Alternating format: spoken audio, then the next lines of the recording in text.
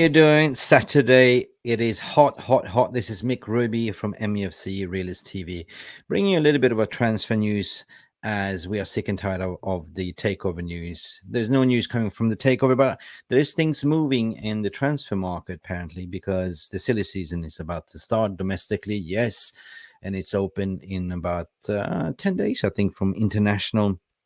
Quite interesting stories as well that Matt Hargreaves is joined Manchester United, started his first day as chief negotiator, replacing Matt Judge. And Matt Hargreaves is a very astute gentleman and tough negotiator. Spent, I think, about 14 years with Adidas and as chief negotiator for commercial sports marketing promotion. So it's going to be interesting to see because at the moment there's nothing much coming out from Manchester United. Tenhag and his recruitment team are pretty much running a tight ship. Lips are sealed. The only thing that we know that comes out a little bit about the striker situation, not much about the midfield and some loose reports regarding Kim Min-jae, but we're going to dive all into that because very, very interesting, hot from the press today, that actually goalkeeping situation. We know that David De Gea is probably not going to sign a new contract. The contract's been there since February.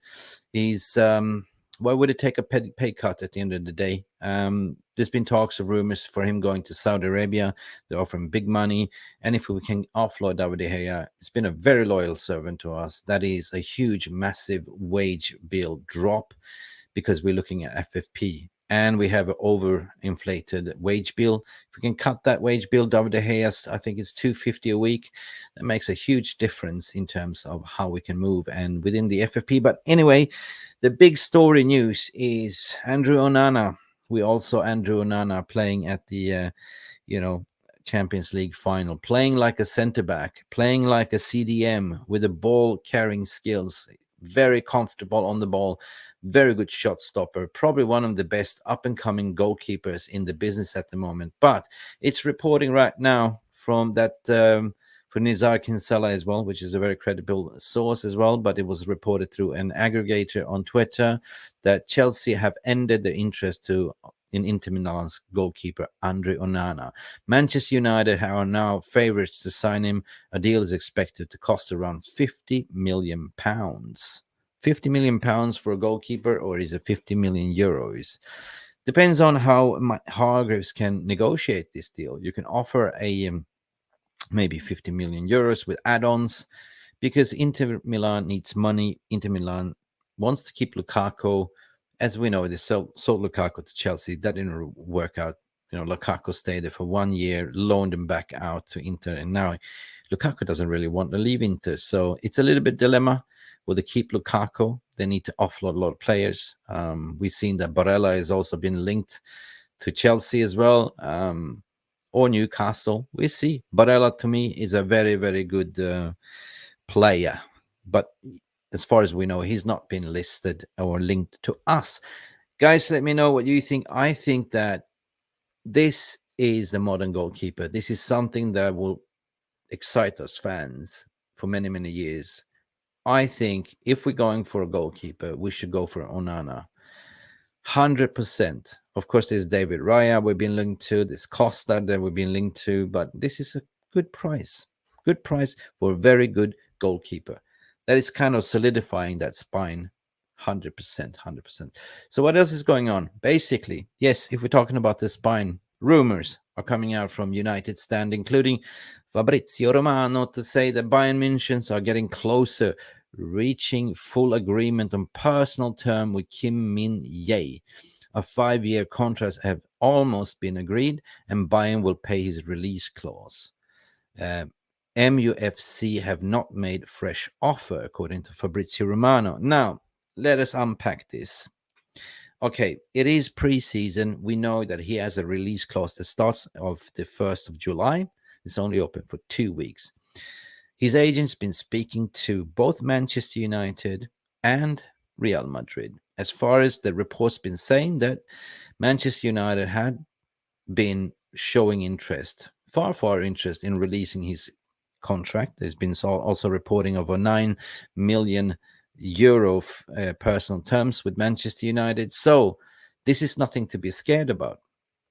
it's quite normal to come to a pre-agreement. But at the end of the day, what it comes down to, it is what Kim Min-jae wants, what is best for him and his project. So I wouldn't take this to be worried. It's down to Kim Min-jae who he wants to choose. Does he want to go to Bayern Munich? Does he want to play for Manchester United, who is one of the biggest clubs in the world and has a lot of good legacy South Korean players? You know, I really, really hope that this will go Manchester United way. But we know that Bayern Munich are serious in terms of getting business done. They just sacked Nagelsmann. They sacked a lot of players just like that. So anyway, speaking about Nagelsmann, it was also reported that Nagelsmann actually rejected to work with PSG. They have approached him, so he said no. So I think that is quite a smart from Nagelsmann. He's not in a rush. He knows that there might be a job opening with Manchester City with Pep Guardiola potentially leaving.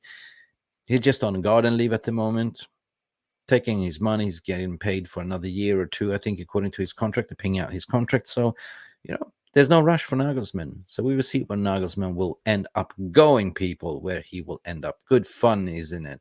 Harry Kane, big no-no. Apparently now, as I always said, it's always been paper talk, according to my opinion.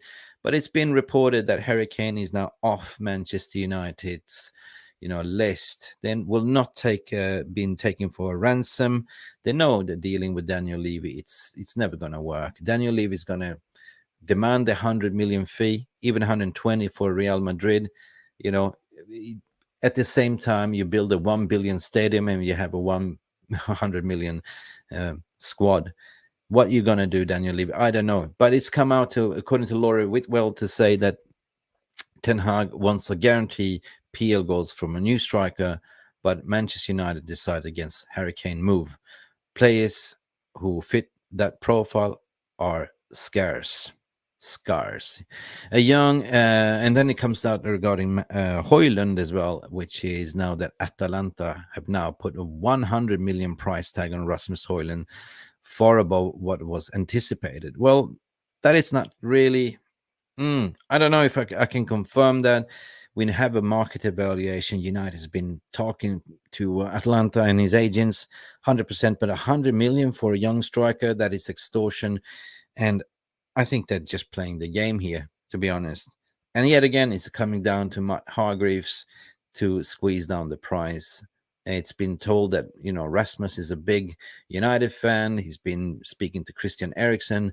Christian Eriksen has made his prediction that Rasmus will pretty much join Manchester United. So hotometer regarding that, I still see it on a 50-50%, in my opinion. But Harry Kane, thank God, you need to make up your mind. I think Harry Kane will stay. I think Harry Kane will not go anywhere, and I think that Harry Kane will leave next year as a free agent. Why? Because he will not be held for ransom. Daniel Levy will not tell him where to go, who to sign with, and plus he will make more money as a free agent going for free. That's pretty much it. So good that we can park that Harry Kane into our back pocket and move on, because we don't want a Harry Kane, another Harry Kane 2.0 or Frankie de Jong 2.0 saga, if you know what I mean. So comes down to, again, Victor Osimhen. Again, so we're moving away from Harry Kane. Okay, we have Rasmus Hojlund, upcoming striker. Again, it's coming up for reports that Manchester United are the club that is closest to sign Victor Osimhen. Contacts have already taken place with his agents, correct? Osimhen wants to play for United. Wow, that's big. Why not? You saw Uncle Iggy play for United.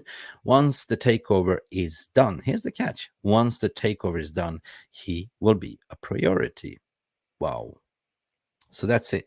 Are we waiting for the takeover to be done for him to be a priority? You see, the transfer window is long, that's the thing, right? Napoli, they're not in a rush to sell. They will wait. But at the end of the day, the way we can structure this deal, and I think that this is something that Manchester United are talking to Napoli about, is to do a swap deal plus cash, potentially offer them a, let's say, Harry Maguire. You can offer a replacement striker, like you can take Arne Martial, or what even offer Sancho for a loan. We never know.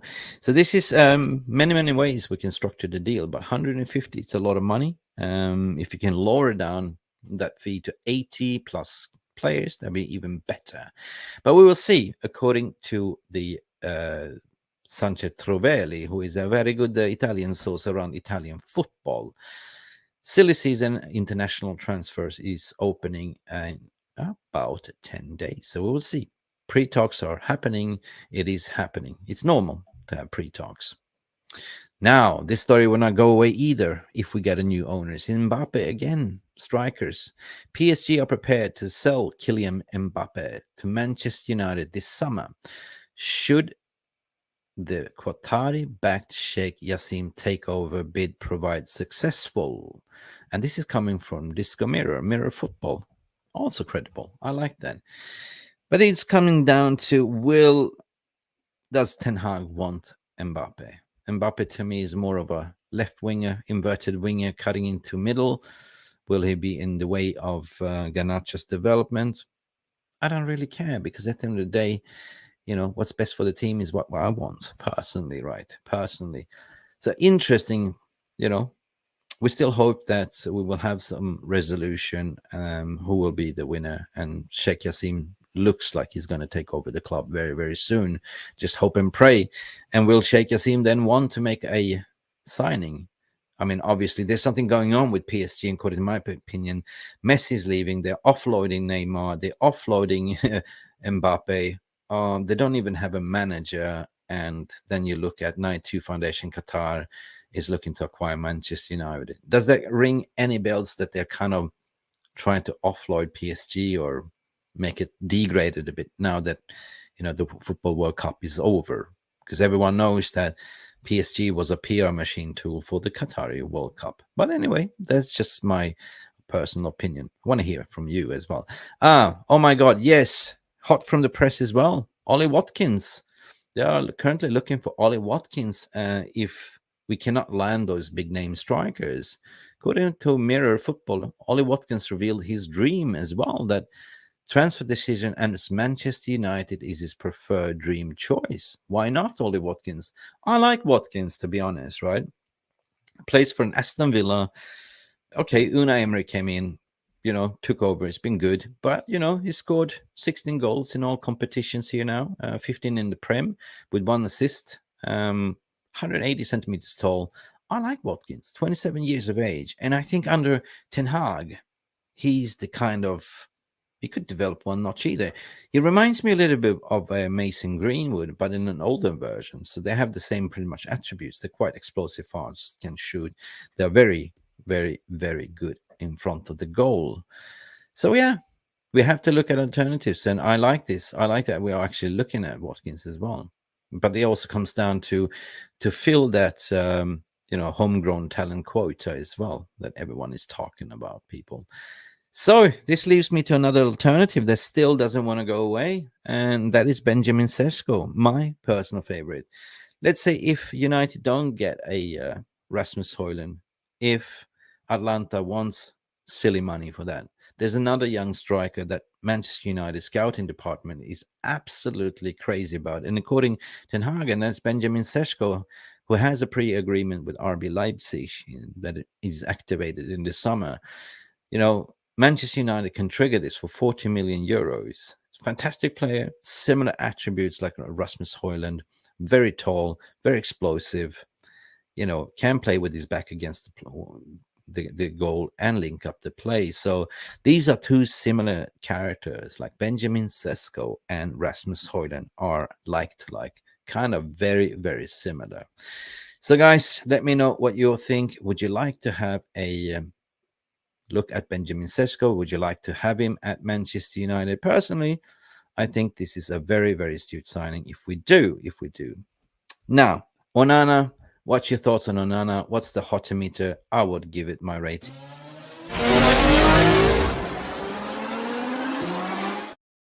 I think if United really push for Onana, they can get him, considering that Chelsea is now pulling out the race.